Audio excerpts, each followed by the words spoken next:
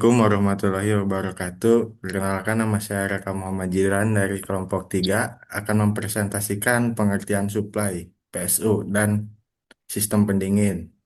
Yang pertama ada pengertian supply unit, PSU, dan sistem pendingin, ketepatan perhitungan kebutuhan daya dan pemilihan PSU yang efisien. Selanjutnya ada perumusan masalah. Yang pertama ada pengertian power supply, yang kedua ada fungsi utama power supply, yang ketiga jenis-jenis power supply, yang keempat cara kerja power supply, yang kelima efisiensi power supply, yang keenam cara kerja dan pengukuran efisiensi. Yang pertama ada pengertian. PSU pada komputer adalah power supply unit, komponen penting yang menyediakan daya listrik untuk semua bagian di dalam komputer. Tugas utamanya adalah mengubah arus listrik AC bolak-balik dari stop kontak menjadi arus DC searah yang dibutuhkan oleh komponen-komponen komputer, serta menstabilkan tegangan agar aman dan tidak merusak perangkat keras. Selanjutnya, boleh dilanjut oleh Rija. Oke, di sini saya akan menjelaskan tentang fungsi utama PSU. Yang pertama ada mengubah tegangan, mengkonversi listrik tegangan tinggi dari stop kontak atau AC menjadi tegangan yang lebih rendah dan stabil atau DC sesuai kebutuhan komponen seperti CPU, RAM, dan motherboard. Untuk poin kedua ada menstabilkan tegangan, memastikan setiap komponen menerima aliran listrik yang stabil dan bersih, sehingga mencegah kerusakan akibat lonjakan atau fluktuasi daya. Yang ketiga ada mendistribusikan daya, menyalurkan energi listrik yang telah diubah ke seluruh komponen di dalam komputer.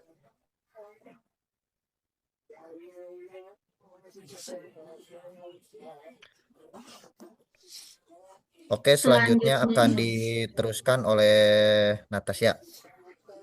selanjutnya ada jenis-jenis power supply.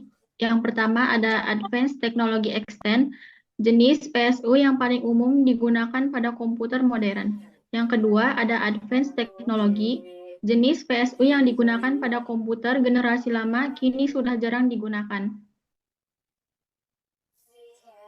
Selanjutnya ada Balanced Technology Extend, didesain untuk mendukung motherboard BTX dan bertujuan untuk mengatasi beberapa kelemahan desain ATX.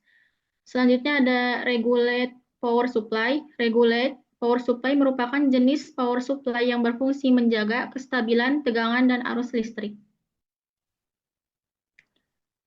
Selanjutnya ada Unregulated Power Supply, yaitu power supply yang arus listriknya bisa berubah ketika sumber listrik mengalami perubahan. Selanjutnya ada adjustable power supply. Sesuai namanya, adjustable power supply merupakan jenis power supply yang arus atau tegangan listriknya bisa diatur sesuai kebutuhan.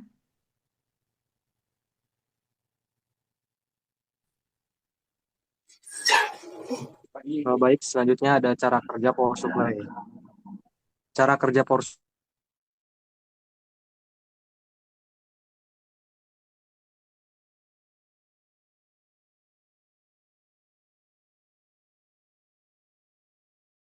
supply akan melakukan cek dan tes terlebih dahulu. Yang pertama ada penghemat energi dan daya dan biaya listrik. Nah, yang kedua ada pengurangan panas dan peningkatan umur komponen. Yang ketiga ada dampak pada lingkungan. Dan yang keempat ada stabilitas dan kinerja sistem. Nah, di sini juga ada cara kerja dan pengukuran efisien. Konversi daya PSU mengambil listrik dari stop kontak AC dan mengubahnya menjadi daya DC yang dibutuhkan komponen PC. Kerugian energi, sebagian dari daya yang diambil dari listrik akan hilang dalam bentuk panas selama proses konversi. Ini rasio efisien diukur dalam persentasi. Jika sebuah PSU memiliki efisien 80%, berarti 80% dari daya yang ditarik dari listrik digunakan oleh komputer dan 20% sisa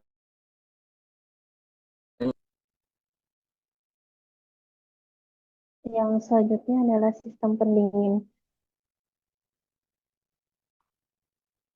Sistem pendingin komputer adalah suatu komponen yang memastikan kinerja optimal dan kestabilan perangkat. Komputer modern menggunakan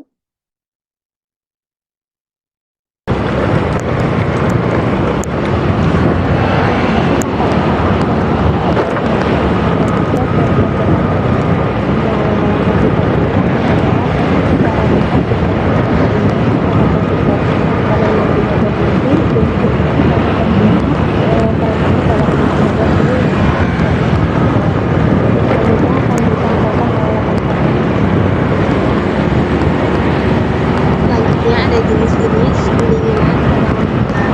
Yang pertama ada pendinginan udara atau air cooling, fungsinya menggunakan kipas untuk mengeluarkan zat yang dingin membuat udara panas dari komputer seperti CPU, GPU, dan PC. Kedua ada pendinginan cair atau liquid cooling, menggunakan cairan dari mobil pendingin BSDM untuk selama dingin. Lalu yang terakhir ada pendingin termoelektrik, memanfaatkan efek termoelektrik untuk menggunakan panas.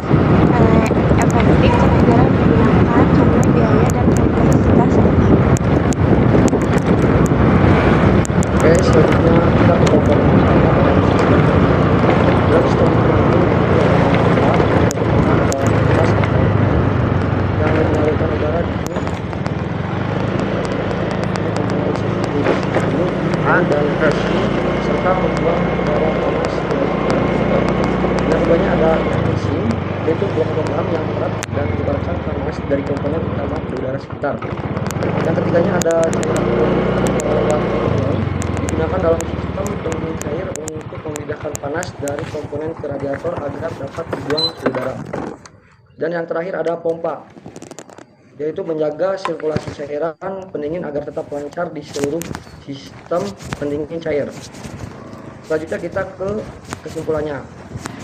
Untuk kesimpulannya, sistem pendingin pada komputer adalah komponen penting yang memastikan kinerja optimal dan kestabilan perangkat.